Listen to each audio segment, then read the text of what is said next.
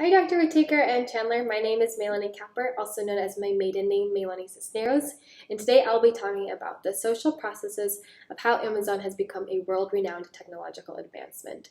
So throughout my video, I'll be referring to my laptop here for my notes, as well as my phone for the rubric that I have screenshotted. So to begin, it says to address the type of factors from the reading models of social change, reading the change process you researched. So this is talking about two different factors, idealistic and materialistic. So although Amazon is immersed in materials being the merchandise and the products sold, it is talking here about the social change process, which would be the idealistic factor. And the cause of change is based on values. And the value here, namely, is talking about the value that you don't have to leave your house anymore. You don't have to expel any energy, really, to go online and purchase anything you need and have it delivered to your doorstep. So this is definitely a debatable value because some people place more value upon being able to go to a store and hold the object, be able to see what it is, feel it, maybe the texture or the color is very important to them. And some people even place value on the time that they get to spend going out of the house and maybe even getting exercise, walking around.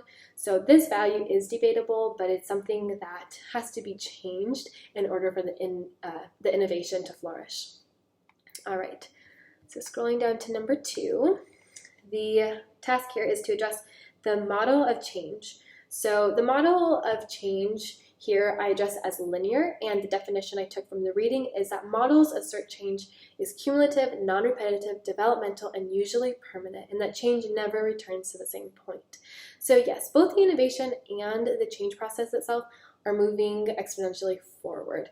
So it's not returning to the same point because people aren't returning back to their initial values, and that's showing because they're remaining loyal customers to the Prime membership, or they're remaining loyal in the fact that they don't have to be even a member of the Prime club, but they are just continuously purchasing online. They like being able to get stuff from their doorstep, and they continue to act in that way because they have a new formed value. So they're not going backwards, it's just moving forward. And so because the change process is moving forward, they're constantly changing their ideas, or maybe even changing their friends' ideas or their parents' ideas about this site.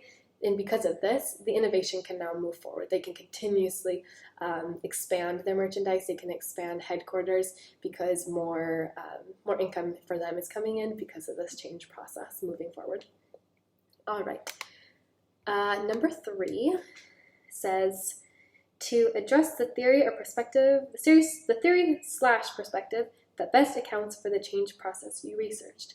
So I deemed it as the interactionist perspective, and this perspective, I took another excerpt from the reading, and it's namely that the perspective derives from the insights of Max Weber, who argued that in order to really understand social change, you have to focus not just on concrete behavior and events, but also in the way that they are interpreted, defined, and shaped by the cultural meaning people give them.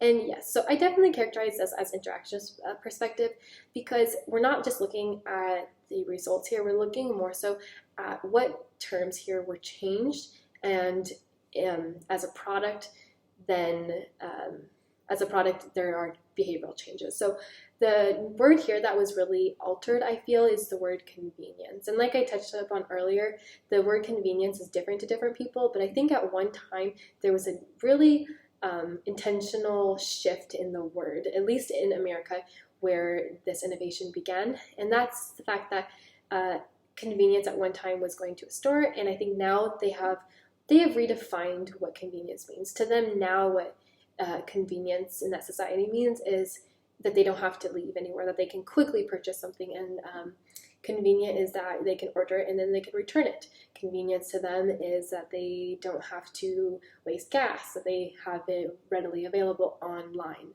So convenience definitely is different, not only in different societies, but also societies in that country, but in different countries itself. I know when I'm in America, I definitely use Amazon more. Here, I think convenience for me is it's more convenient that I go to the Delays or Carrefour markets that are closer to the kids' schools. So when I go pick up the kids, I can quickly go to the market, and then that to me is convenient. It's actually less convenient for myself to order too much here from Belgium on Amazon because oftentimes I have to pay import taxes. There is a lot of times where we just don't have the greatest the mail service, I guess, it takes a lot longer. Sometimes it just doesn't show up for a few months. I know in America it's very reliable, and therefore more convenient, because I know in America if I order something on Amazon, I will be getting that merchandise within a few days. So I would say that interactions perspective is most applicable because of the distinct change in terms for the word convenient. All right, my computer logged out. Okay, so the next topic is the description of origin, and the exact task for number 4 is describe the origin of the social change. Okay, so this began in 1995 out of the inventor's garage, and I'm not going to be talking mainly about the invention's beginning. It's more the social change. I understand that, but it's still informative to know the background story. So the invention began in the creator's garage, and local people did purchase the products, which at the time were only books. This question, Yes, so because society essentially had these vague norms, the invention was able to build upon these free norms, okay? So they had a pro of living in America, yes. So the pro, I said, of living in America is that there's no set lifestyle or no set shopping ways that they have to abide by. So for example, even making an income, they can choose to, they being artists or freelancers or business people, they can choose to make an income on Amazon. They can utilize this social condition of no set constricting rules and use it to their benefit. Another social condition that helped this origin, I said, was, was immigration, because I think that America being set on, well, at the time that it was started in 1995, America encouraging immigrants, is that immigrants would rely on products that they could purchase in their hometown or their native land, and then they can order it on Amazon. So those social conditions of immigration and vague norm set is really what helped the origin of the innovation in 1995, and has continuously done so in that manner. All right. Let's see. Number 5, identification of change agent, change goal, target population, and change strategy. Okay, change agent I have as the employees and the tech team of Amazon. Those are the people that are going to change the target population. Target population being tech users as well as impulse buyers. And I said tech users distinctly as a different term from impulse buyers, because technology users also find Amazon being applicable to them because they have software jobs that are available to them, so they don't have to only be purchasers to be involved in this innovation. So tech users, that's established, but also impulse buyers, for the self-explanatory reason, is targeting them because their merchandise is for these buyers to hopefully, which they do, buy them. Okay, so that's that. The change goal is to alter the attitudes of the target population, and those attitudes, not just on being able to value Amazon, but also change attitudes on ideas that have never been thought about. So for example, Alexa, that's an entirely different invention that has ever been used before, and so their goal is here in Amazon, I feel, is to change ideas of whatever element that they have created, whether it be convincing people to use their website for movies, be it what else, music. They have their own, I don't know what it is, I don't use it, but it's Amazon Music. So their goal is to constantly convince society that their website offers the best technology or music or best deal for fast delivery. So it's constantly changing their goals, but they, I feel, are doing a great job at it. Okay, and their strategy. The strategy is the re-educative strategy, which I will touch base more on in the next question. Okay, so that was 5. 6C is what I'll be addressing because I did not do a revolution or social movement. So there are 3 bullets here: the social conditions that were the catalysts for the innovation, Second bullet will be type of process via which innovation was or is being diffused. And lastly, characteristics of social networks that have spread. Okay, so social conditions that were catalysts. Yes, social conditions, okay. I would say one social condition would be, of course, the freedom of non-constricting rules. A social condition would be the tendency to use social media, Twitter, Facebook. A lot of times people will share that they have used the website, and so because that social condition of always using social media is prevalent in America, Amazon has been able to use this word of mouth tendency to really share their website. Another social condition I would say is, yes, just like the freedom of speech, being able to tell friends all about this website and therefore it gets spread that way. And that's definitely a great catalyst, I think, for anything, especially Amazon. Reviews are a huge element of that. They tell people on the website, they warn them, this isn't a good product, this is a great product. Even if they don't know them, they still collaborate together. Another catalyst, yes, of course, I always say immigration, because I think that that's a great way for any product to get known. Okay, 6C, type of process which the innovation is being diffused. All right. I said 2 different factors help the innovation become more known, and that's computer literacy and migrants. So migrants have 2 subdivisions. I would say firstly, migrants help diffuse Amazon because they wear products or they show products, and another person can ask where they got it, and they can let them know you can purchase it on Amazon. You don't have to be in that country, you can get it there. And then the other way that migrants are able to share Amazon is when they have moved, like myself, and I purchase products constantly from America, and my friends ask where I get that product because they've never seen it and they want it, and I tell them, it's from America, but you can purchase it from Amazon. So yes, that's of course always a way, because people are bringing those products, or they're bringing that knowledge of Amazon with them. And then lastly, for this topic, computer literacy.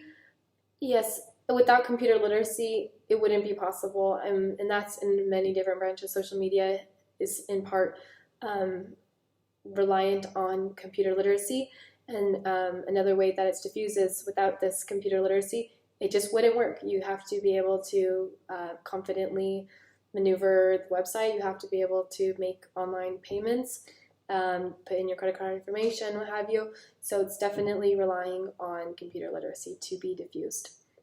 All right.